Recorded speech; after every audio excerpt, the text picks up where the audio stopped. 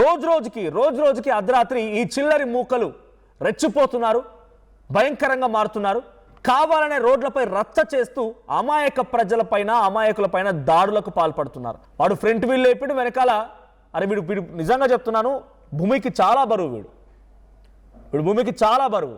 చిల్లర బెదలు వీళ్ళంతా ఎట్లుంటుంది అంటే వీళ్ళకి రాత్రి పగలవుతుంది, పగలే రాత్రి అవుతుంది.